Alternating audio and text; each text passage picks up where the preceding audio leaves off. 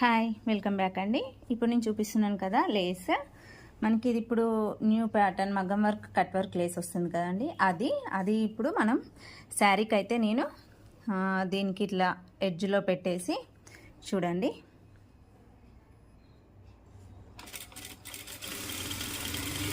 Stitch అయితే చేస్తున్నాను. So ఇది స్టిచ్ చేశాక మళ్ళీ మనం పళ్ళుకైతే ఈ హ్యాంగింగ్స్ అయితే తీసుకొచ్చారండి కస్టమర్. వీటిని స్టిచ్ చేశాక మనకి ఫైనల్ లుక్ ఏ విధంగా ఉంది అనేది నేను చూపిస్తాను.